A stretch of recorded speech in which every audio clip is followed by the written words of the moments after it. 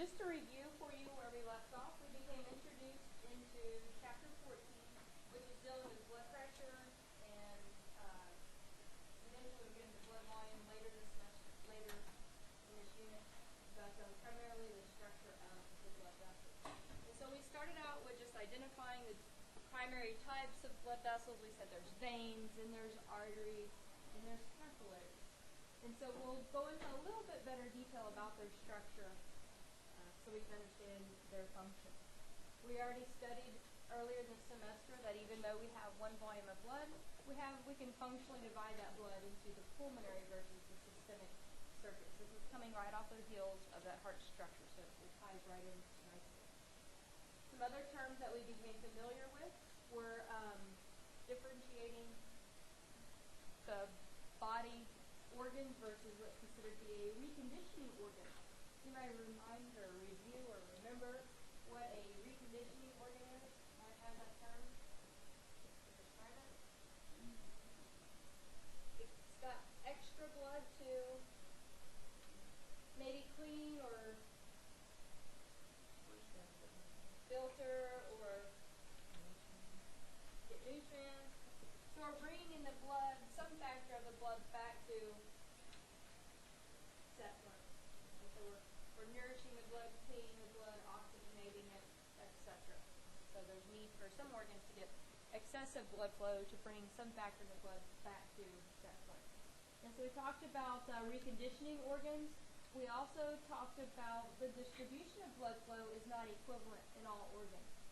Not all organs, say for example, receive 3 liters per minute or something like that. Some organs may receive significantly less. And so within a given organ, the distribution varies. Because not all organs do the same work, not all organs are reconditioning, etc., etc. We noted that the entire blood flow throughout the body is equivalent to your cardiac output, which is a good guesstimate of your total blood volume. So if you're at rest, cardiac output, it gives you a good idea of the total blood distribution for the entire body. And I believe we left off around, is this about where we left off about blood pressure? Okay. And so we left off with this term called blood pressure. We actually measured it a couple of weeks ago when we did the blood pressure lab. So we're getting ahead a little bit in lab. And in the body, we measure pressure in a linear fashion, what's called millimeters of mercury. Okay, so a linear fashion. And we also identified the easiest way for somebody in a medical field or for you to measure blood pressure is as close to as you can get in the systemic circuit. That's going to give us a good guesstimate of the pressure coming out of the left ventricle into the large and middle. And I'm not sure, I hope I did leave off with this concept, I'm pretty sure we did, about a pressure gradient. What is the role of a blood pressure gradient? It's the blood flow. The gradient gives us a difference, and so the blood would flow from where to where? High to low. And we mentioned this, didn't we, on Wednesday? Talked about it a little bit. Where's the pressure the greatest in your blood, in your body? Actually, what part? What part?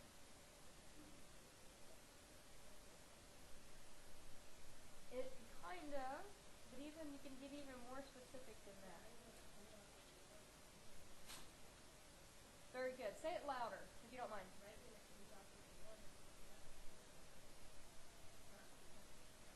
Very good. The pressure in our body is greatest at the aorta, because that's where the journey starts, is identified, where it comes right out of that left ventricle, propelled out into the systemic circuit. The blood pressure should decline and be least at your vena cava, superior and inferior vena cava.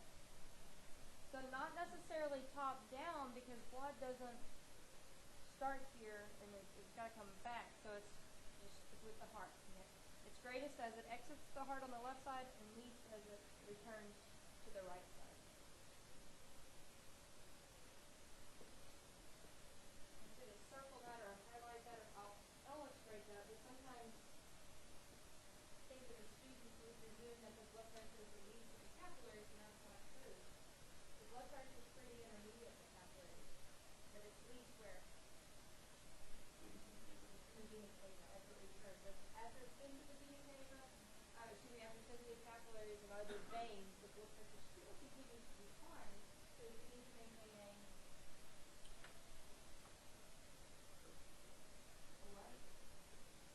a gradient, a blood pressure gradient. If there's no gradient, there is no blood flow. It's not good for the body. So make a little bit of like basic sense. We'll obviously we're going to apply numbers to this. Coming up in a little bit. As long as you understand, there is a area of the body where the pressure is greatest, and an area where it's least with the blood circulating. In addition to pressure changes, there will also be resistance factors to the flow of blood. What does that mean, resistance? Pushing back, and it's going to cause a slowdown, if you will. There are naturally occurring resistance factors to the flow of blood. And when I say that, it sounds counterintuitive, right? Why are there opposing factors to the flow of blood? Okay, when the whole point is to distribute blood. Well, it's just the way that our body is built to distribute the blood. Those factors, those vessels that distribute blood, actually provide resistance factors. And it's just any type of, as you guys identified, opposition or hindrance to the distribution of blood. It comes from friction, and the bulk of our friction, or the bulk of our resistance, as we identified in the last unit, is due to the systemic circuit. Remember we said the systemic circuit has high pressure, high resistance, contrasted to the pulmonary circuit, lower pressure, lower resistance. So the bulk of our resistance is from the blood vessels in the systemic circuit. And because the bulk of our resistance factors do come from the systemic circuit, we also call that as peripheral resistance, or you can just abbreviate PR, out of resistance out in the periphery of the body.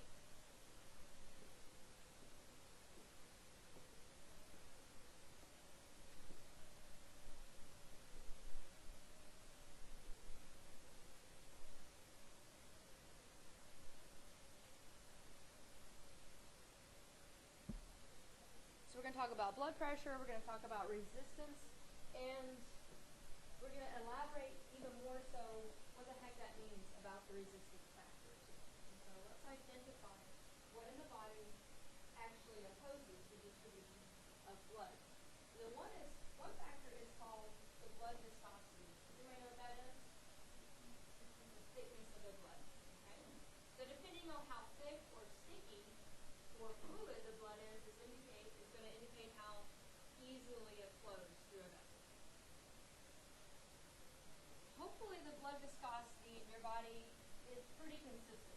What I mean is you're not going to find your blood in this moment being watery, and in the next moment sticky and gooey like syrup, and then the next moment like a cola or something like that.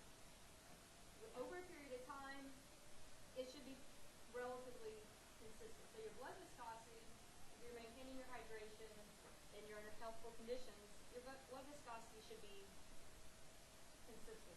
Same amount of stickiness or fluidness. Does that make sense? If your blood becomes too viscous, what do you think happens to the distribution of the blood? Slows down. So use those visuals, like I just mentioned, like the fluids like I identified, like water or a cola or syrup, pancake syrup or something like that. Which one would be more viscous? The syrup. If we need a certain level of viscosity, right? We need a certain level of factors in the blood, but we don't want it to be too viscous or not viscous enough. If our blood is too viscous, our blood distribution slows down. But if it's not viscous enough, but it's just completely overhydrated, there's no phosphorus, it's just flowing through, and there's not adequate distribution. can alter or provide a source of resistance is the length of your blood vessels. Just the distance factor. Imagine your blood vessels analogous to a garden hose. Okay? Blood is going to have less resistance the less distances it has to travel. Because although the garden hose is there to distribute water, or although your blood vessels are there to distribute blood, just think, analogy I came up with a few semesters ago, and I just remembered, and I think a decent one. Think about if you ever been to a water park and gone down a slide. Anybody ever done that? You know, the slip and slide, okay? So the water, or you, the solid in the blood vessel, the longer the surface that you have to ride along, the more drag there is. Okay? And so even though you're being transported, the bottom's dragging on the side. Even though the blood is being transported through the vessel, it's still dragging along the surface of the blood vessel. And so the more distance there is, there's obviously more resistance to the flow of blood. If we look at the blood vessel length in one's body, though, in an adult, it should be pretty what? Pretty set, right? There shouldn't be any dramatic changes in one's blood vessel length. So our blood vessel length should also be consistent, like our blood viscosity. So not changing. So those factors are always there, but they're not going to have quick changes, and they're really not going to have a dramatic influence on the distribution of blood. And so what it tells us is there's something else that must really influence where blood goes in the body. What do you think it is? If it's not our viscosity of the blood or the length of our blood vessels, what do you think can change quickly that can influence the distribution of blood? Vasoconstriction or vasodilation. So basically the blood vessel diameter can change.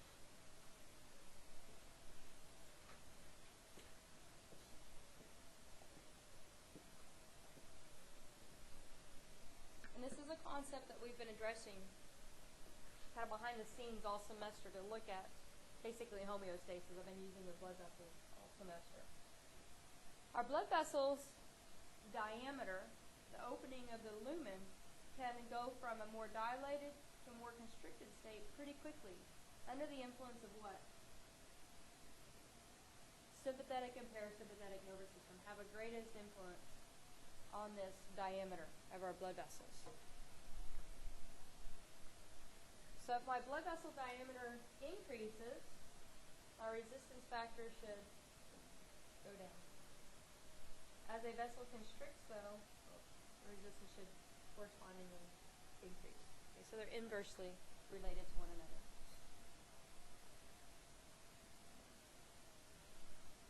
So if we put it all together about blood flow and blood pressure and resistance, we're going to look at, I've got a bunch of shorthand notes here, so if I can have your attention, I kind of walked you through it, but notes make a little bit of sense.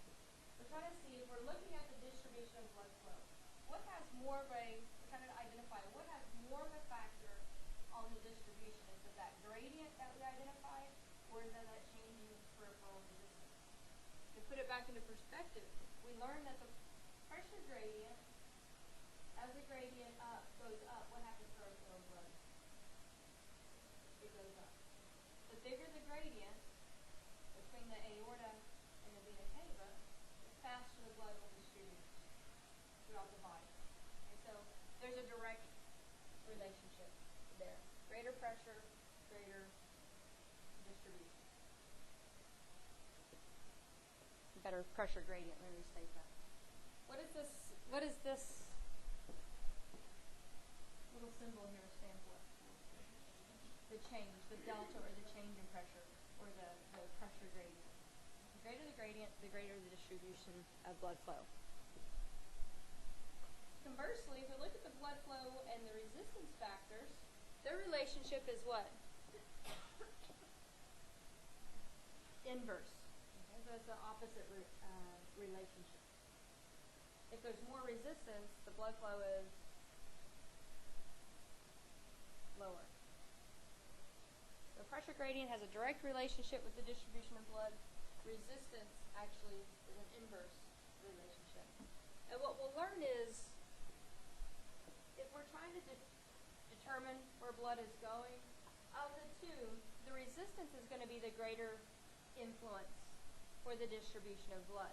The resistance factor is described as being more important than the pressure gradient because the pressure gradient should be what? Should be constant. Okay? Your blood pressure gradient should be constant. Hopefully it's there, and hopefully it's not all over the board. Hopefully it's constant. So it's always there, it's always constant, as are your blood vessel length, as well as your viscosity. And so the only thing that can be changed in a moment's notice of the sympathetic nervous system is blood vessel diameter. Okay? And so our resistance is going to have a greater influence over the distribution of blood in the body than the other factors. Are we okay to move on? If we look at the distribution of blood through a tissue, there's a proper term for it, and it's called perfusion. I want you to circle and highlight this word. We'll use this word in the next week or so. We'll use it again in the respiratory system. I always say, remember this, and nobody ever does, even though I'm like, remember this, we're going to use this later. So, give you a brownie point in the respiratory system. Remember the word perfusion. What does perfusion mean?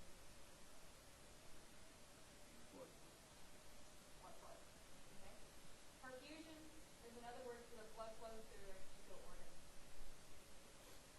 So we're going to look at, did anybody catch which system we're going to use this in? Respiratory system. So I could talk about blood perfusion in the lungs. I'm talking about blood flow to the lungs. Tie right into gas exchange. I've got a short list, and this really ties into what we've learned throughout the semester about homeostasis. We know that tissue perfusion is important for not just oxygen delivery, like identified in this first point, and dropping off nutrients, but also picking up waste or byproducts like carbon dioxide. In the respiratory system, we'll see it for gas exchange, probably what you're most familiar with, but in the respiratory system, loading oxygen, unloading carbon dioxide. Digestive system, picking up nutrients, dropping off waste. Renal system, forming the urine, retaining nutrients, or any other tissue for just regular maintenance, homeostasis, endocrine, hormone distribution, whatever. Blood flow better go to those organs if we want homeostasis to be maintained. And as underlying theme throughout the semester, we know that the blood flow or the perfusion of a particular organ is going to be precisely matched. It's going to be regulated. It's just not random or it's not haphazard. The body's going to make sure if the brain needs more sugar during exercise, it's going to get it then. Or if you're cold, the blood is going to just, if you're extremely cold in a life-threatening situation, the body is going to distribute that blood from the surface of the skin to the internal organs, right? It's going to be precisely matched to maintain homeostasis.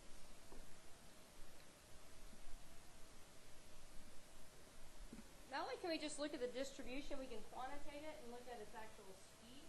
We can look at the term is called velocity.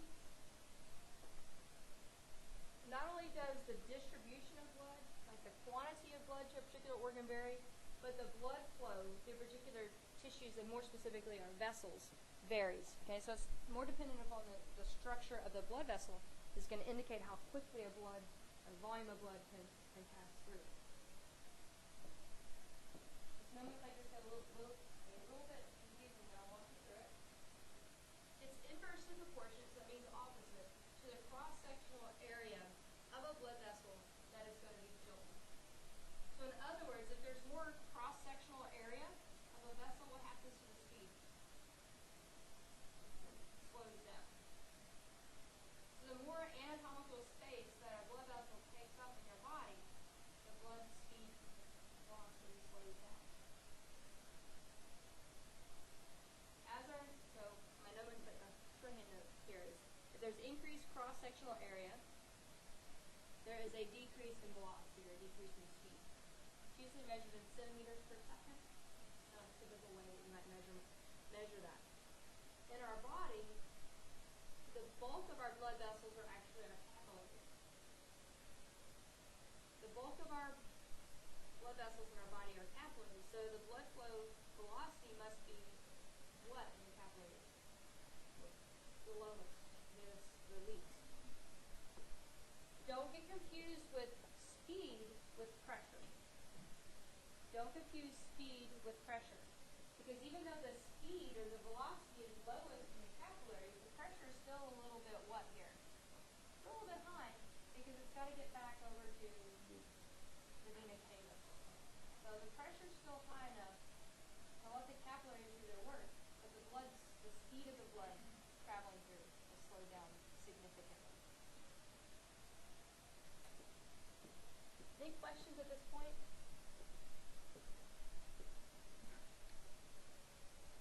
And because the blood speed or the velocity is the least the capillaries, that's good because what are the capillaries doing? Exchanging nutrients, waste, whatever. They're interacting with the tissues of which they're serving. We'll give some proper terms coming up, but filtering and reabsorbing is what the capillaries are doing. They're filtering and reabsorbing at our peripheral tissues. Figure 14-15 illustrates for you this relationship between the vessel surface area and the speed of the blood, or the velocity of the blood through those vessels. So if you look at the green chart, it's working kind of in diameter size, not in the plotting it as well cross-sectional area in the y-axis.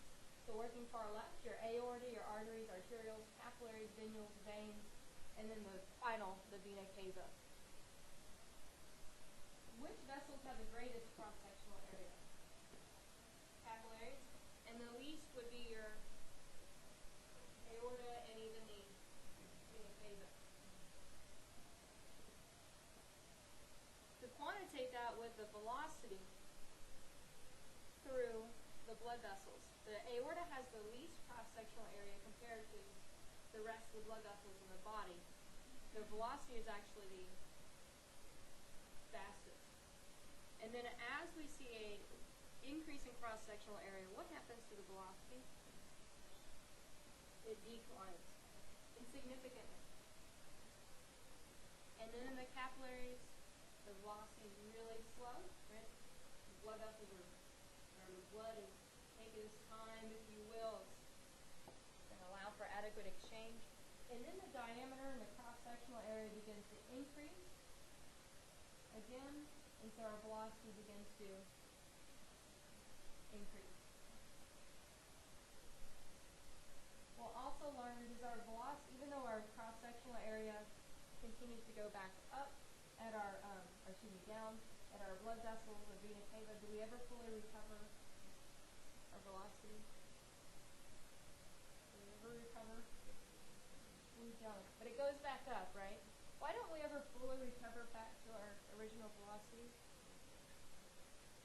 What happened? Yes, and what else? Well, it could be, and it could be coming from the head.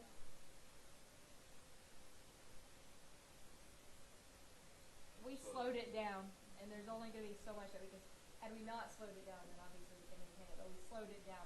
We only have one heart. If we had another heart, we could bring it back up, but we don't. So it's just because we physically slowed it down so much. We can bring it back up, but we can't bring it up fully. So the point of this image is to illustrate for you that inverse relationship between cross-sectional area and velocity. Any questions about that before we move on?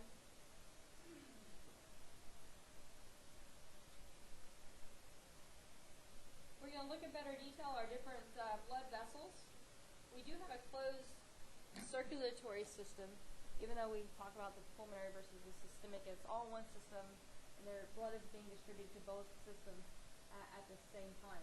There are three primary or major types of vessels, which you at least fundamentally have heard of, called your arteries, capillaries, and veins. Arteries are those vessels that carry blood away from the heart, and sometimes we get confused because a lot of times we think about oxygen content. So I don't want you to think about oxygen content, I want you to think about directionality. And the artery will carry blood away from the heart. It Therefore, a vein must carry blood to the heart. And in between those vessels are capillaries. And the capillaries are the ones that do the filtration and the reabsorption, the exchange at the individual tissues serve to keep our cells alive of our body. There are obviously further subcategories of these. We're going to add only 2 additional types of vessels in there. We're going to add the discussion of these things called arterioles and venules, which are kind of intermediate along the way. Figure 13.2 from your textbook is just illustrating the pulmonary versus the systemic circuit. And this is where we get confused. The blood is going away, not looking at the relative oxygen content. Blood is going away from the heart, we call that an artery. If it's returning blood, that would be a vein. And intermediate would be these capillaries. Okay, so far? Any questions? I want to spend some time on this image, and maybe you want to take notes or draw something analogous in the spot in your handout. But I just want to go through and look at some structural and then obviously functional differences between arteries, veins, and capillaries. This image, figure 14.5, is a nice shot illustrating some primary differences between these different vessels. Let's just take a minute, get a visual on the different vessels. Just look at it for a minute, make some mental notes, or maybe some written notes, and then we'll verbally go over this stuff.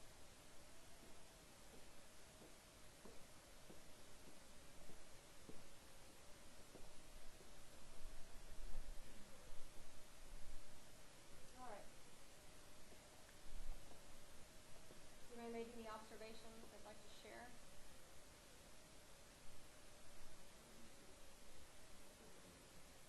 Very good.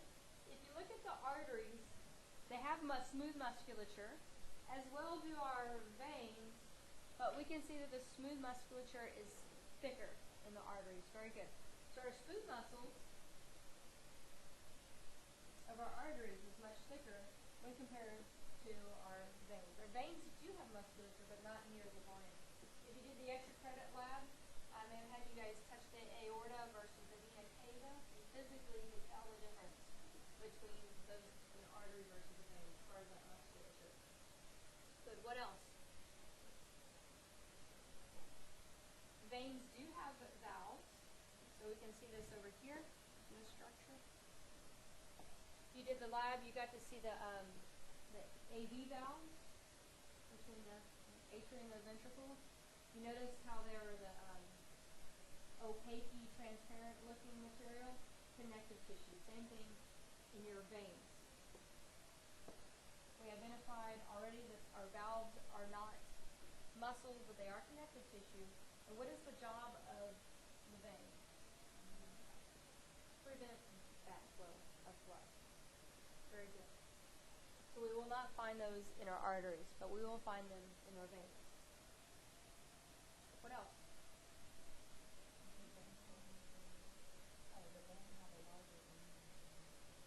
Very good. The lumen diameter of the vein is much wider when compared to an artery. Good. What do you think the advantage of a larger lumen is?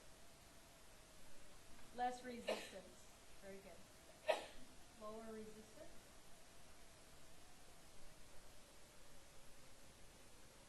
There was something else mentioned at the same time over here. Who spoke? Did you say something? What else did you guys notice?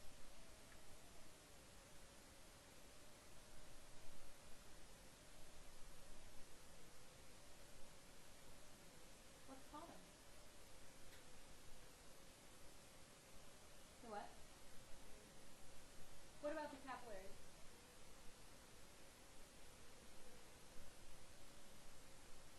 Capillaries are down here.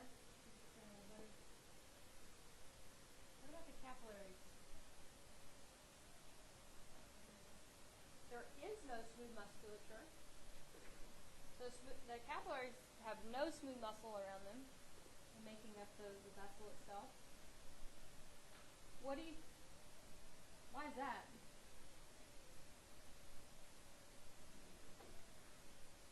Well, the pressure's still moderate.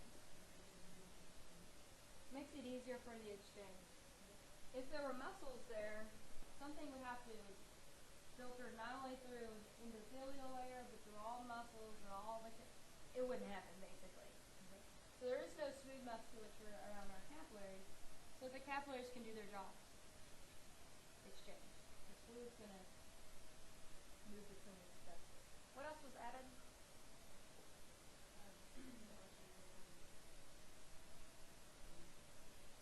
The arterioles and venules, what about them?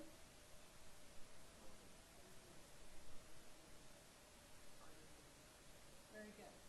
Arterioles serve as a connector that bring blood to our capillaries, and venules do what with the capillaries? Drain them and bring blood back into the veins.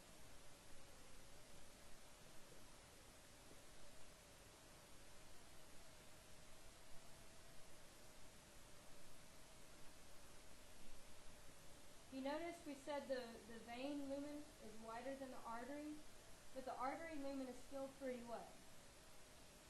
It's still pretty wide. So it's still going to have low resistance. What about the capillaries?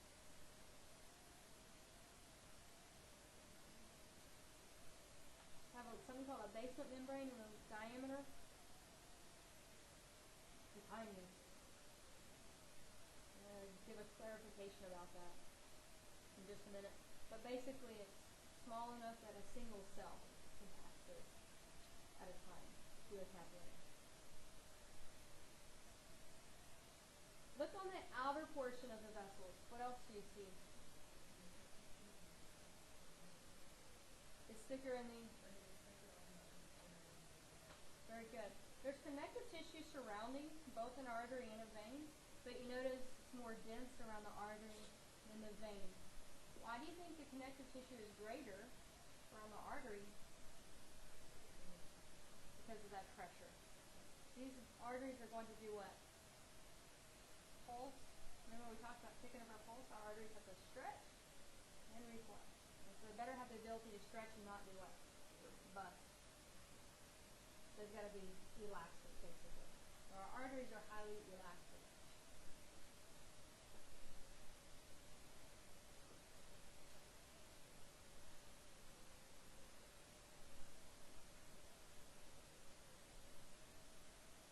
I want to add resistance and pressure about these vessels as well.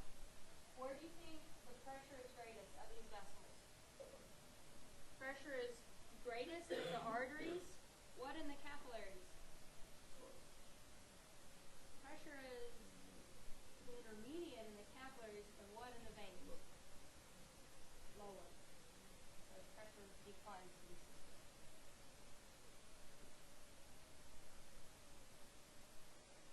Here's a tricky question unless you read ahead. Our resistance to the distribution of blood is greatest where? Based on today's discussion, we think hands down which vessels? We think capillaries. We think what? The smallest diameter. I'm going to give you a but in just a second. Okay. Notice what happens to the diameter between an artery to a capillary. Does it automatically just go artery capillary? It goes artery then arteriole. And what happens to the diameter between artery and arteriole? Drops significantly. So the greatest source of resistance is actually going to be where? Are the arterioles where it gets backed up. And then even though our diameter is least in our capillaries, we have a backup, if you will, at the arterioles. So the resistance is going to be greatest in our, which vessels? Arterioles.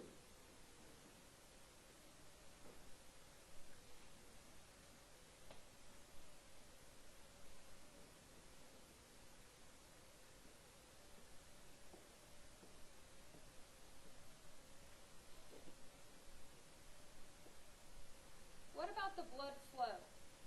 Do Doing an artery versus a capillary versus a venule. Using the words pulsatile or laminar, right, steady. What do you think about in the artery? We said the blood is pulsatile, right? So go ahead and write that. The blood is pulsatile.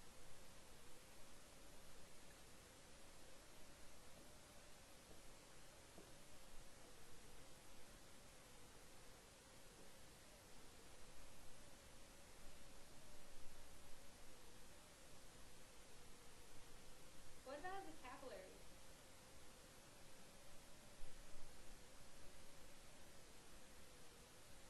What do you think about the blood flow? Is it pulsatile or laminar? I think it's laminar. It's steady. So the blood flow is steady or flowing, or you can say laminar, in the capillaries.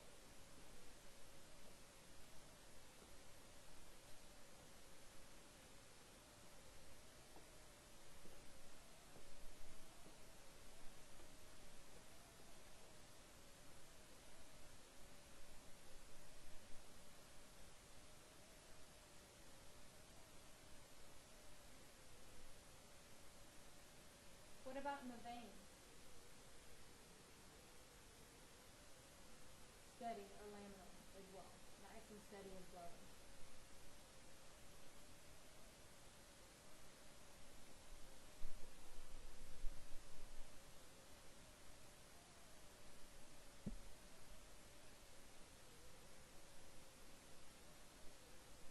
So blood flow is pulsatile in our arteries. What we're going to learn is the arterioles will switch it from pulsatile to laminar. So by the time it's in our capillaries, it's nice and steady or laminar, and then it remains such in our veins. Pressure. Pressure is greatest where? Arteries, intermediate in the capillaries, lowest in the veins. What about, what else am I missing? Resistance. Where's the resistance the greatest? Arterioles, least in the veins. Low resistance. Low resistance in the arteries and the veins, but least in the veins.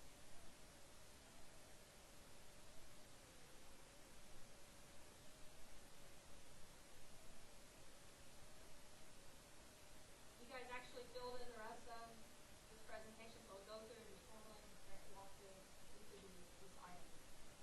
But that's figure 14.5, and it should be figure 14.5 in your textbook. And following it up as well, figure 14.6. Quantitating the diameter of the lumen as well as what's considered to be the thickness. And the word wall is not referring to like a cell wall, just talking about the thickness of the entire structure. Okay, so there's no like polysaccharide cell wall. Describing that through muscle layer. Does that make sense? Using the word wall pretty loosely there. It also identifies the muscularity that we talked about, the difference between the different vessels, and the elastic nature as well. We'll add in there arterioles.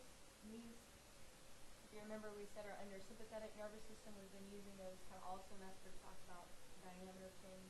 We'll come back to arterioles. So in summary, you might want to go through and review figure 14.6 to kind of put it together after today's discussion.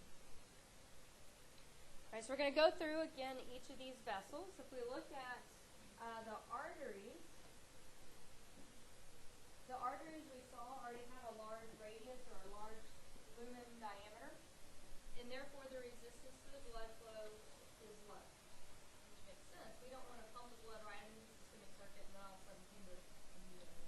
So we need a large lumen to distribute the blood without a lot of resistance, because it's going to have miles and miles. I saw a quantification, and it's probably pretty accurate, about in the average human body about 62,000 miles of blood vessels in a single body, so you can understand why there's a lot of pressure necessary to distribute. We don't want to hinder it as soon as it kind of gets out of the start box, if you will.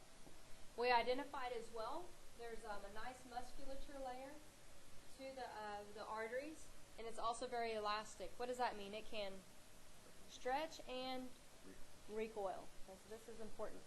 to not only expand, but then also recoil. So expanding and recoil describes its elastic nature.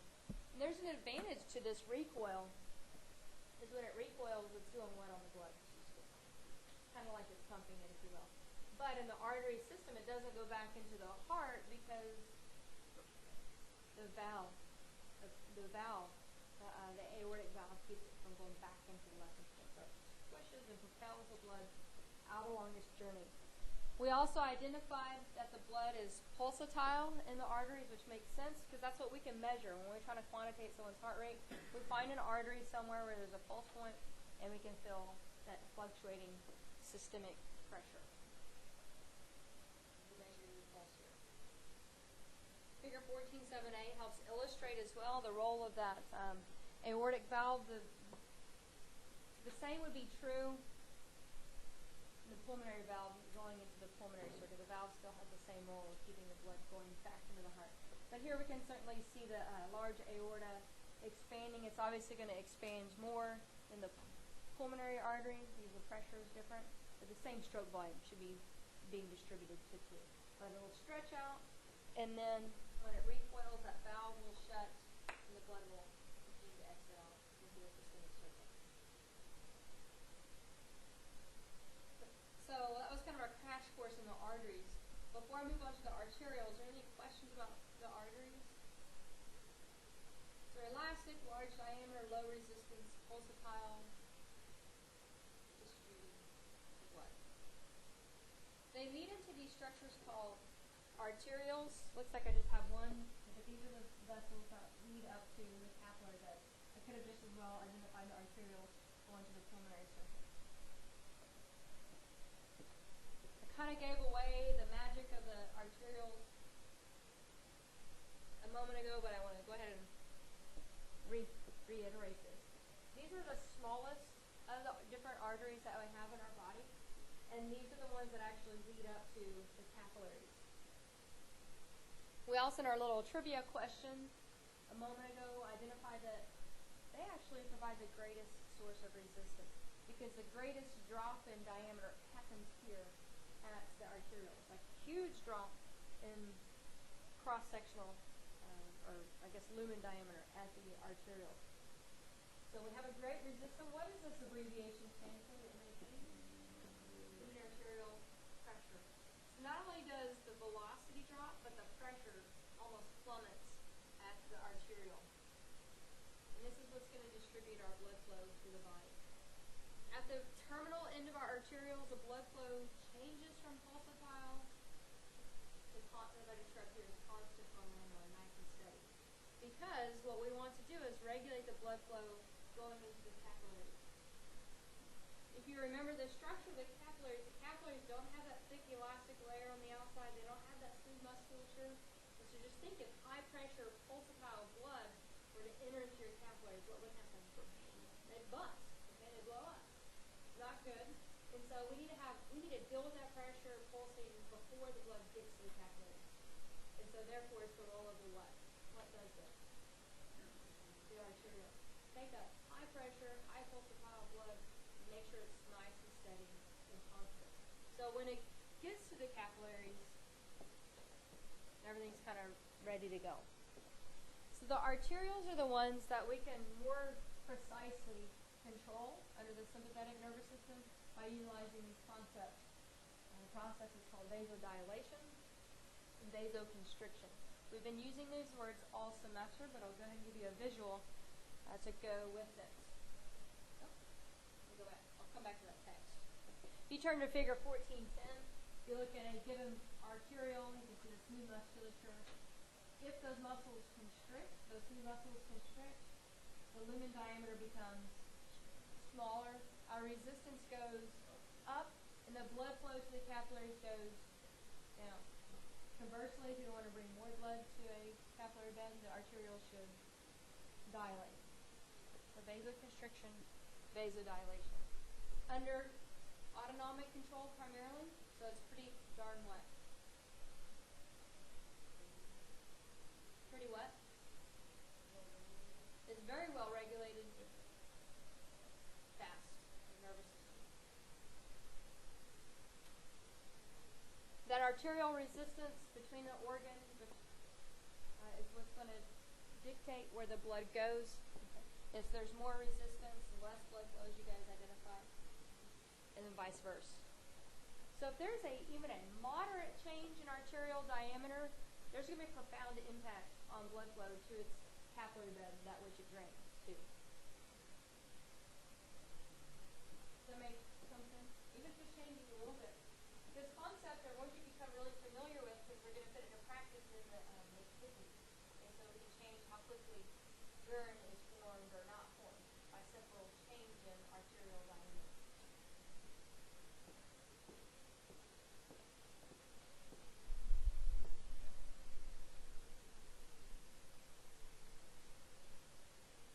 So the arterioles drop the velocity, they drop the pressure, and they change the blood from pulsatile to nice and steady, and the blood enters into our different what? Capillaries. The capillaries is kind of where the magic happens, if you will, where the exchange happens at a particular tissue. Okay, so of the vessels, the capillaries are anatomically the smallest, but in our body they have the greatest surface area. Okay, so the most numerous of the vessels that we have in our body. We already identified the primary structure of the capillaries in that they're described as being a single cell layer thick. If you look at making up the structure of the lumen, they're not multiple cells stacked upon one another. Just cells, single cells adhere to one another, so they make this little tubular structure. So a single cell layer thick. They have, even though their diameter is low, the resistance is low here because why? The what? Well, they take up a larger area as well as, if we just look at the lumens though, that wouldn't make sense. We said the lumen's tiny, we should presume the resistance should be really high. So even though the lumens are small here, why isn't the resistance so hindering here? Because they're going through one cell at a time, and the arterioles already did the work for the capillaries. Because the arterioles already took care of the blood pressure, the blood flow situation, if you will, and make sure it's nice and steady. And the blood cells are passing through one at a time, as identified. Most of our capillaries are arranged in what's called beds, as you kind of see these vessels flaying out. So this wide distribution is called a capillary bed. It's not just like a single little vessel. Okay, so this wide distribution, which makes sense. You can see how these capillary beds take up a lot more surface area than, say, the arterioles or the venules. And the whole point is to slow down the blood flow so that the capillaries can exchange between the blood plasma and the interstitial fluid. So whether your endocrine gland picking up hormones, or the digestive system picking up nutrients, or the capillaries in the pulmonary circuit doing the gas exchange, whatever, the whole point is to allow for exchange between the blood plasma and the interstitial fluid. The proper term is a process called bulk flow. This term is just a generic term. It's not something specially reserved for the circulatory system. It's not. We'll see it also in the respiratory system, and we'll also use it in the capillaries and the renal system. I can use the term bulk flow to talk about the blood, or not the blood, but hopefully not blood, the air distribution in this building, right? Bulk flow. Okay, what's coming in, what's going out, or whatever. So in the capillaries, bulk flow is going to deal with what enters and exits a particular blood vessel. And so what I want to look at more is how these capillaries actually work. Those cells that make up the capillaries are not firmly adhered together at all connecting points. There are some little openings where cell membranes are not touching, and so that actually forms pores, not protein like aquapores or something like that. It's just physical where the membranes aren't adhered together, so there's a physical space. And this allows for products that typically would be too large or that are not lipid soluble to physically pass between the inside of the capillary and the outside, and vice versa. The best way, I don't know if it's the best way, but a way that I can describe this is another one in the spring plant garden or whatever. Maybe you've seen one of those soaker hoses. Seen these soaker hoses? So even though it's a tubular structure, there's little pinholes along the way. If they pop the pinholes analogous to these pores in the capillary, that soaker hose still transports water, but water escapes along the way. Same thing like a capillary. Capillaries still transport blood plasma, but blood plasma still escapes along the way. The body though, it also reverses. It almost like it's a soaker hose, but also will take in water. But there's pores along the way. So anything that is too large to maybe diffuse across a membrane or doesn't have a transporter, it's pushed out. The pressure is going to push it out or maybe push back in. Anything that is lipid soluble could go through a pore, or it could just diffuse across those cells that make up the capillaries because they're lipid soluble. So they don't have to necessarily go through the pore, but they may. Or they could just have the word dissolve, or you could say diffuse, right, through this lipid bilayer of the cell. We're talking about of the cell that makes up the capillary. So smaller, kind of intermediate-sized structures that are not lipid soluble, they just can fit through the pores. Lipid-soluble substances could go there or diffuse out. But what we're going to learn is it's going to be restrictive. Not everything can leave a capillary or enter back into a capillary. At some junction, where those cells, endothelial cells, are located making up the capillaries, where they're adhered together, there's a lot of tight junctions that just physically bind them together. And then in our capillaries in our central nervous system, those tight junctions are very well established, making up what's called the blood-brain barrier. We very briefly talked about it, maybe if at all. We mentioned it in the central nervous system a little bit. Do it. We talked about the cells, ependymal cells, and so the capillaries in the brain, in the central nervous system, are less porous. You'll find fewer pores, which is good or bad. It's good. Why? What's the role of the blood-brain barrier? Which do what? Keeping certain cells or just anything from the blood going into the brain. So it could be a cell, or it may be a viral particles should be able to, they're pretty tiny, they should, but maybe large proteins that are considered toxic or something like that should be able to traverse. But if something tiny, a little soluble can certainly traverse that membrane. If you guys are identifying, it's a restricted barrier to make sure our very important brain isn't kind of willy-nilly exposed to everything in our blood. So there's the uniqueness of the capillaries in the brain, but the bulk of our capillaries are porous to allow for quick bulk flow, efficient bulk flow. You have a nice cross-section of a capillary in figure 1418, and so if we look at it, we can see some multiple cells on the far left. You can see the little nuclei making up the endothelial cells. We can see a little bit of how the membranes are butted to one another. Right? So you've got the cell junctions joining the cells together. And then the intermediate, right, you'll find these little pores that are porous and that allow for fluid exchange. In this capillary, it's colored yellow, but obviously your capillaries are not colored yellow, just so you can see it in this image. And what we're going to do is, in this image, take a cross-section and then kind of turn the capillary on its head, so we're looking into the capillary. So look at how these cells are arranged and allow for the exchange. This is zooming in, right, the image on the right is zooming in on the little capillary turned on its head. In the red area is illustrating the lumen of the capillary, and then obviously that's where your blood plasma and your red blood cells and all your other blood cells are located. And then we can see the endothelial cells, kind of in the beigey colors, and then the extracellular fluid in the blue. This could be anywhere in your body, your skin cell, your liver cell, whatever. We're just kind of get an idea of how a capillary works. What we're trying to illustrate is how products can get from your blood to your tissues and from your tissues to the blood. Okay? In order to understand that, going back to Unit 1, material is structure of a cell membrane and transport mechanisms. If I want to move something, I need to employ either active or passive transport mechanisms.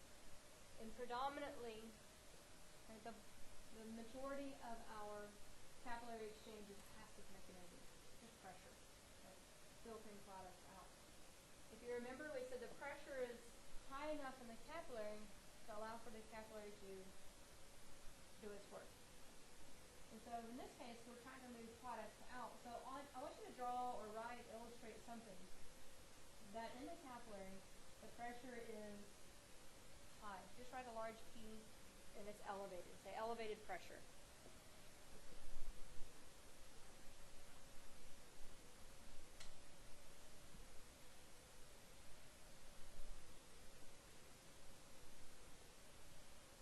I'm setting you up for a gradient. So if I'm trying to filter stuff out of the capillary, where would the pressure be a little bit lower? A little bit less in the interstitial fluid. So out here in the interstitial fluid, put pressure less.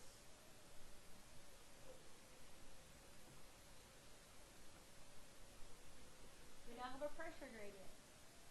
So that fluid and solutes would flow from capillary to the interstitial fluid.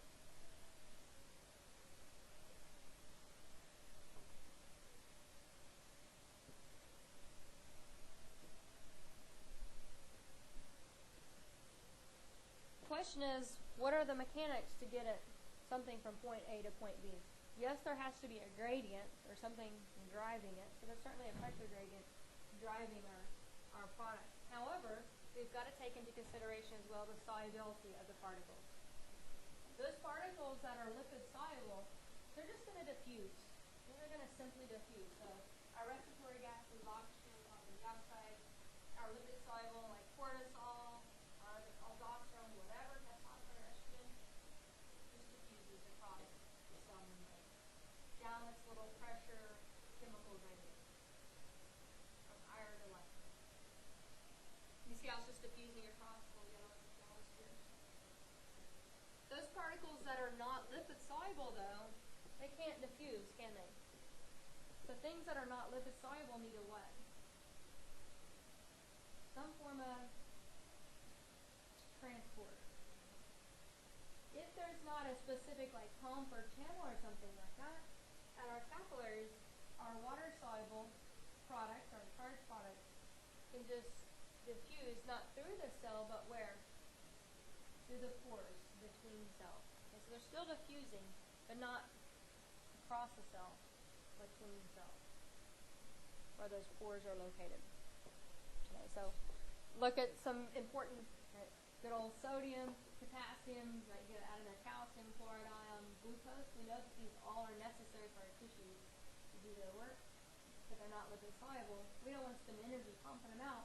Let's just put a bore in there and force them out down their pressure gradient. Some products, even though they're water soluble, are physically too big to fit through the pores, yet may be needed at our tissues. So we can actively transport them through a process called transcytosis. We use this word early in the semester, where it's just collectively endocytosis, trafficking, and exocytosis. So large proteins that are too big to fit through our pores clearly are not capable of diffusing and physically being transcytosed. Okay. From the blood plasma to the interstitial fluid.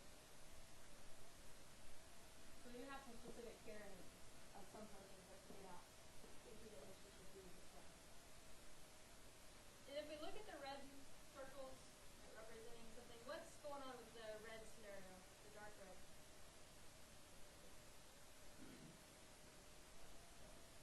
They're not being allowed out. Why? Anything bad? No. Timeout. They're in time. Why are they plasma timeout? They don't have carriers, and they're too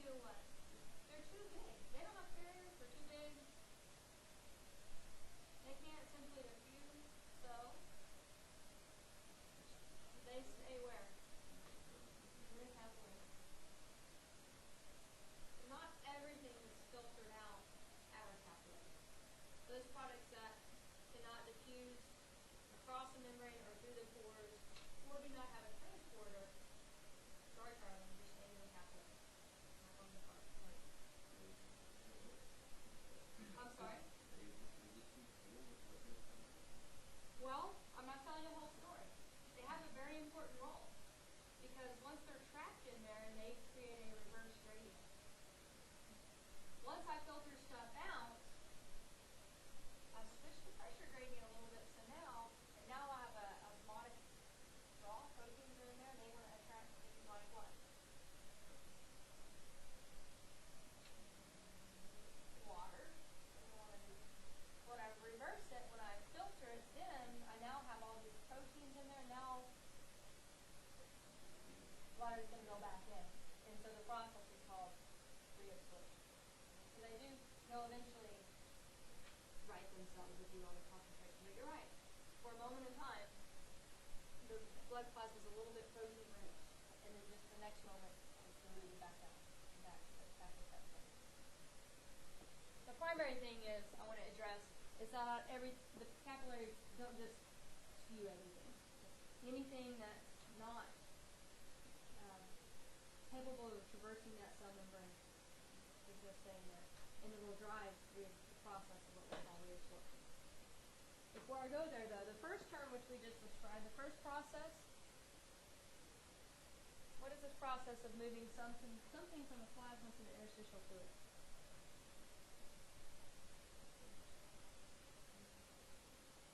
It may include transcytosis, it may include diffusion, all of these together. What am I doing to the blood? I am filtering. Okay. So this whole process, this outward movement of blood plasma to the interstitial fluid based on the solubility is called filtration. Filtration.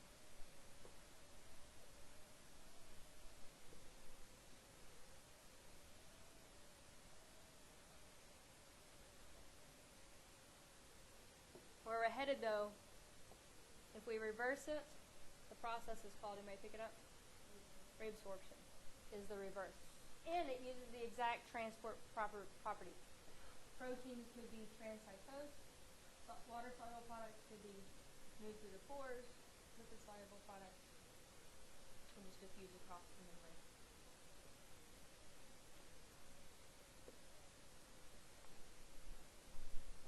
But first, what has to be reversed? The pressure gradient is going to switch.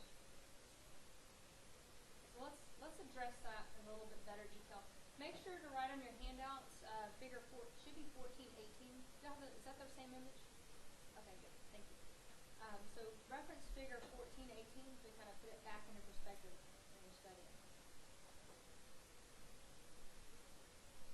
The blood pressure in the capillary is low, but still high enough to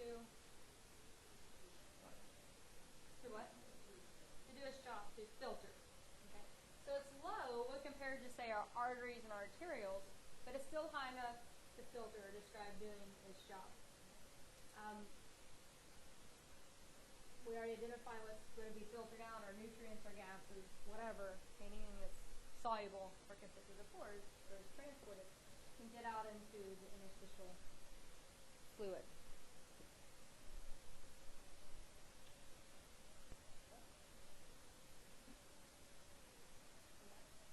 And I want to go ahead and talk about these terms. I used the word filtration. We could use the term ultrafiltration. I was just talking about this microfiltration that's happening.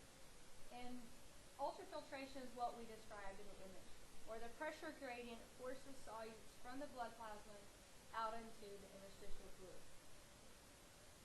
Our plasma proteins we identified, most of them, like albumin, are just too big. They don't have transporters, so they stay in the capillary bed. But if we want to filter something, the pressure gradient does net outward.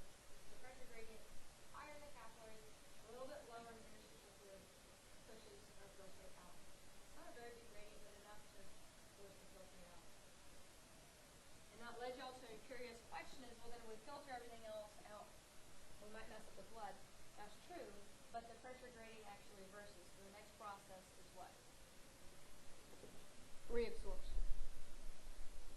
And the pressure gradient reverses, so that pressure is greater in the interstitial fluid of the capillaries than in the capillaries, and it just reverses, reabsorbing solutes and water back into the capillary beds.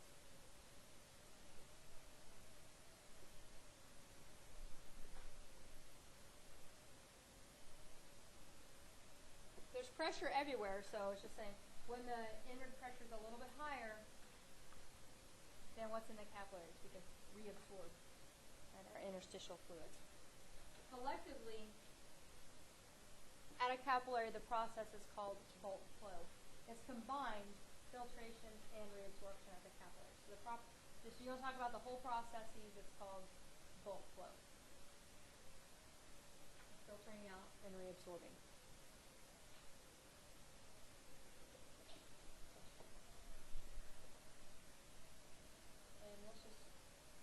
Bulk flow occurs across the capillaries. I want to clarify your notes. At the arteriole end, there's more which process? More which? Filtration. And at the venual end of the capillary, there's more reabsorption. But bulk flow occurs across the entire length of the capillary. So even though there's more filtration, there's still a little bit of what? Reabsorption. Remember, our venual end, there's more reabsorption, but still a little bit of filtration. Right? Bulk flow occurs across the capillary.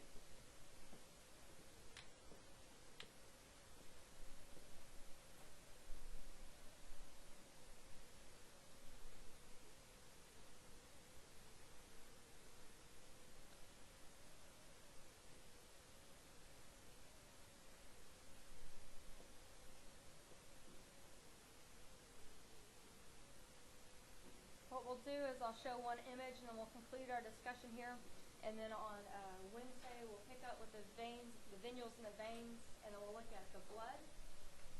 When you're reading chapter 15, getting ready for class on Wednesday, be sure to go to those reading pages. I've severely condensed, dangerously condensed our blood discussion. So I'm going to go ahead and move on to the rest of it. Just the meat only, not even the potatoes, just the meat of the circular of the blood. That's not good. But if you check out figure 1417, it's going to give you a visual how bulk flow occurs across both areas, or all areas of a given capillary, where you see more filtration versus more reabsorption at one end. So we'll pick up here on Wednesday, and we'll see you in lab whenever you're scheduled.